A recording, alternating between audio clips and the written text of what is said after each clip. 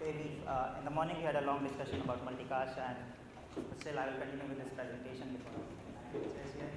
And the objective of our work was to provide rich multimedia content to users in very large crowded areas. For example, we have this picture here from last year's Wimbledon, which users are crowded, and I guess everyone knows that multimedia can multicast can substantially reduce bandwidth requirements in a Wi-Fi network, as we have it. So the method we choose is providing simple feedback to the access point for multicast in Wi-Fi. I will elaborate more on this part on the next slide. And the major contribution of our work here is experimental evaluation of our scheme on a large display. This figure more or less captures what's wrong with multicast today. We have unreliable delivery of packets on Wi-Fi networks, and this is because the access point obviously has no information about the channel conditions of its users, and we cannot have individual packet acknowledgements like unicast. And the current standard dictates that the access point use very low bit rates to ensure reliable delivery across all the users. And so we are looking to see if by providing effective feedback can we improve this reliability as well as increase the throughput. So we propose adaptive multicast service scheme, which is a feedback selection scheme in some sense, and this basically selects feedback nodes across the network. And I have a simple animation here to show that how it works. It selects the lowest channel quality node in each neighborhood, and I have this node of channel quality 4 here, and in the next step it becomes a feedback node and sends feedback back to the access point.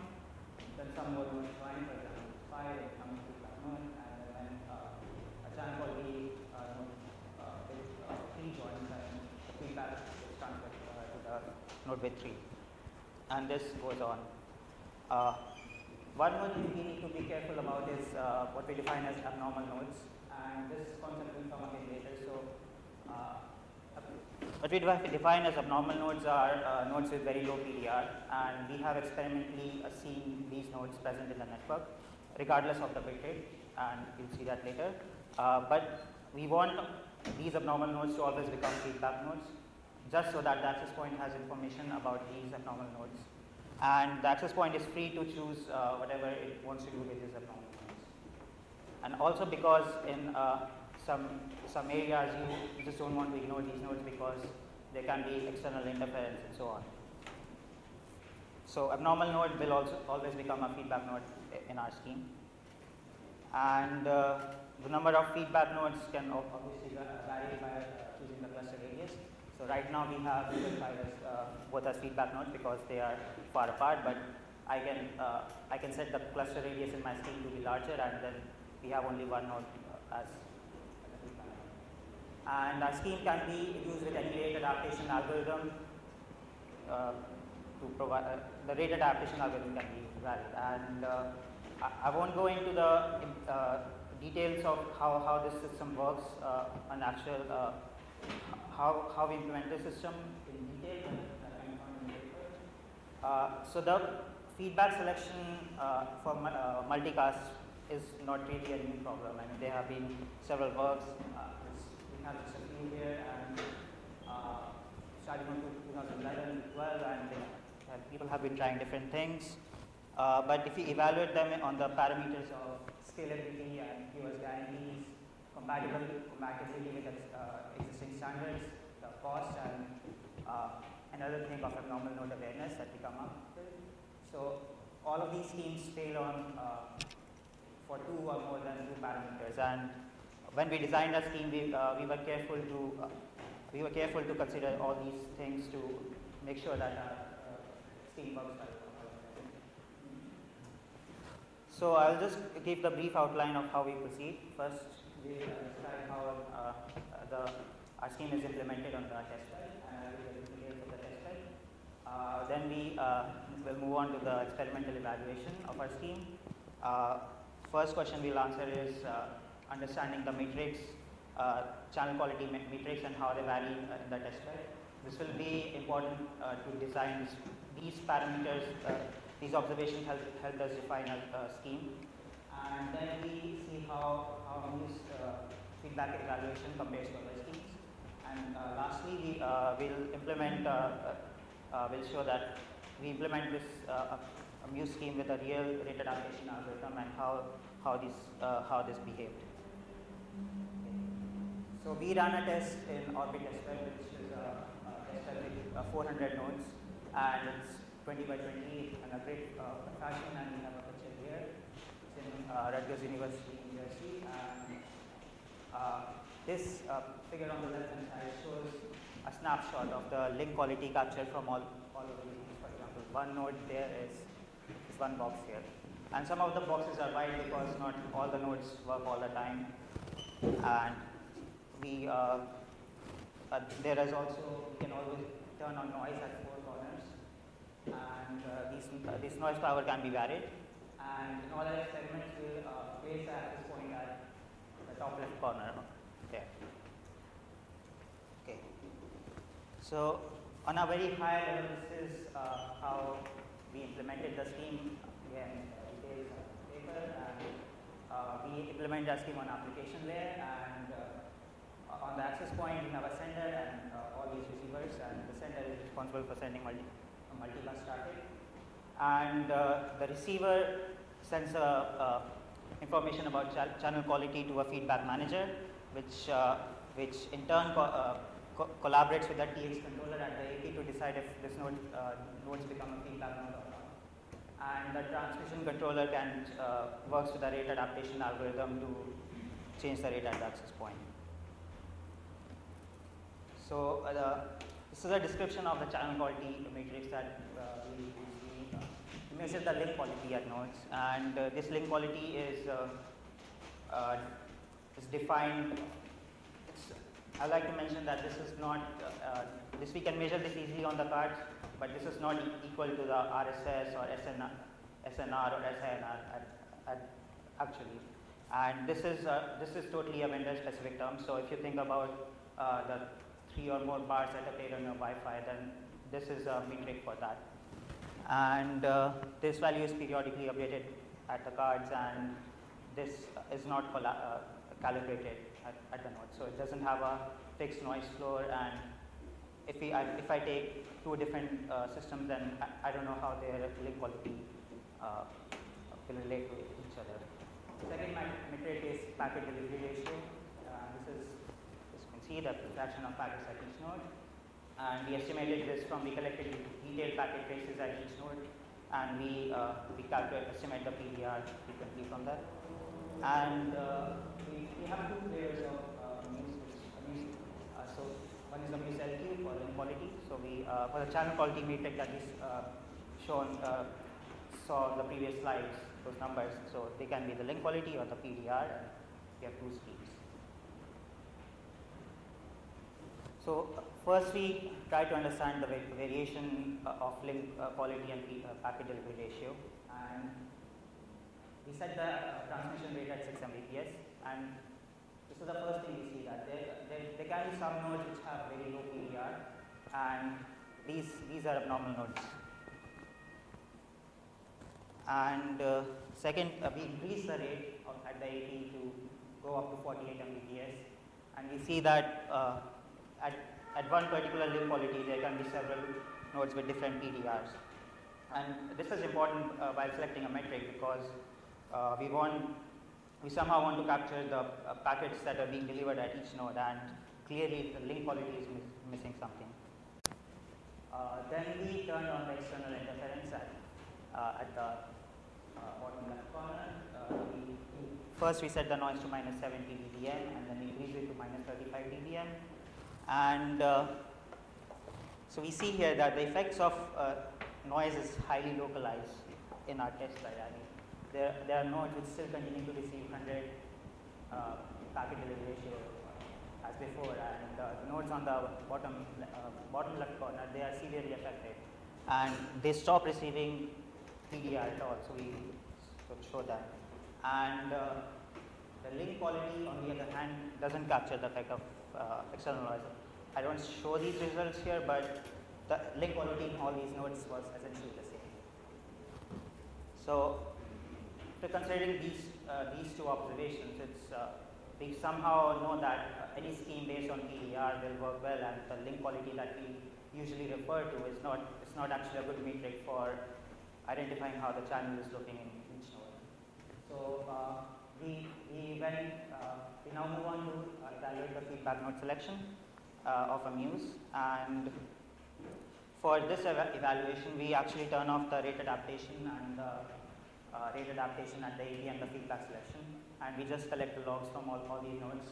We transmit at some particular bit rates, and we emulate the feedback selection on a local machine. For example, this figure shows that all these boxes are PDR, and we collect all these PDRs, and we just show that how these PDR selection scheme will look like. So you can see that in each neighborhood, nodes with the lowest PDR have been selected as the feedback nodes.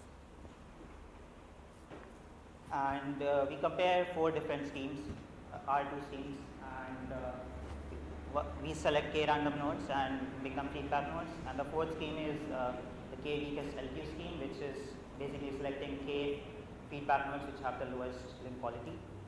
And we define a metric known as poorly represented nodes. So these nodes are poorly represented, means are nodes which are not represented well by the feedback nodes they are adjacent to.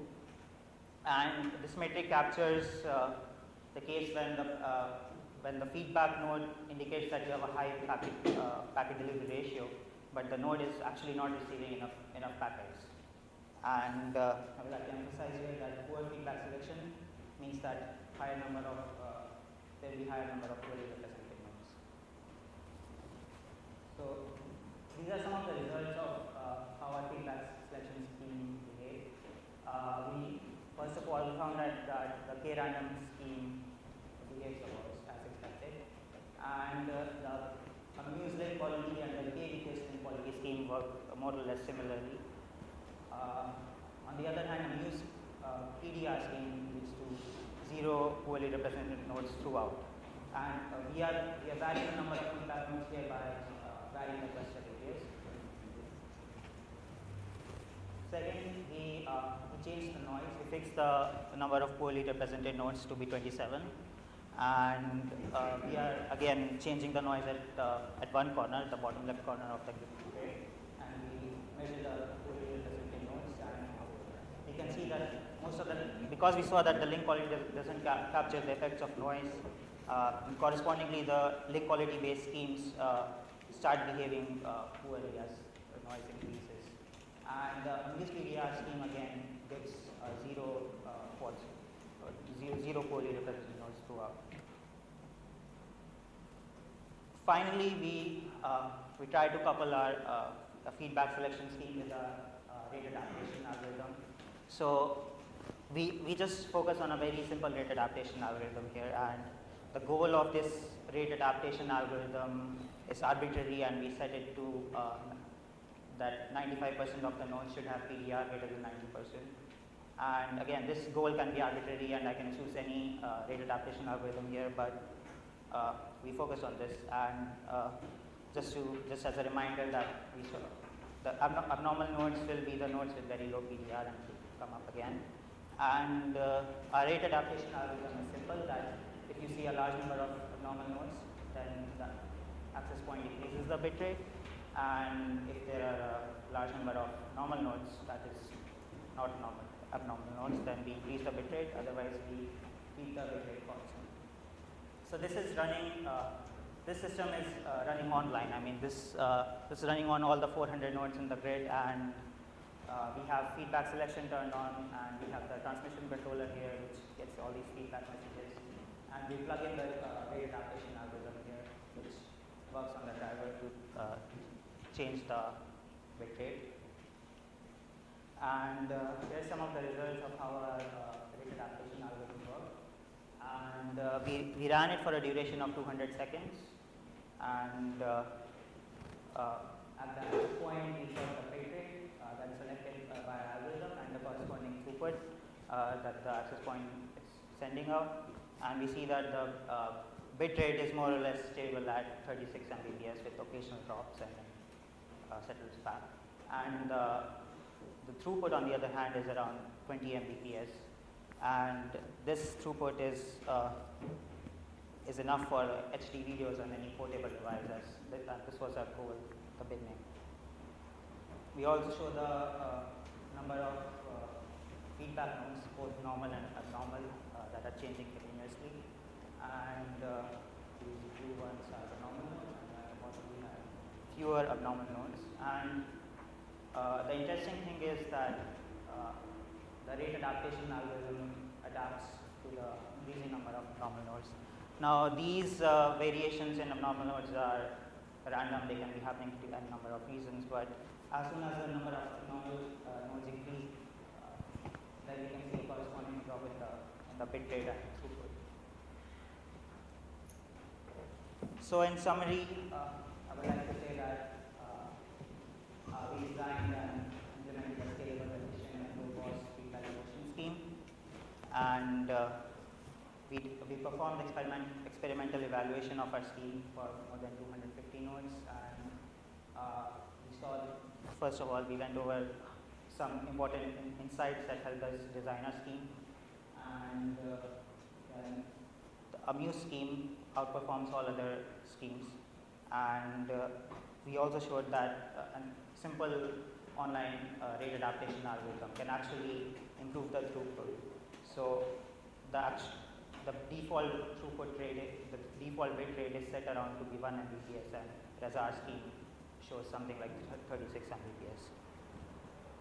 So we are exploring some future directions and trying to come up with more complex rate adaptation schemes, and obviously our topology is limited by grid, and we did not consider node mobility yet, and we also plan to use our scheme to stream some actual application data like videos and so on. Thank you.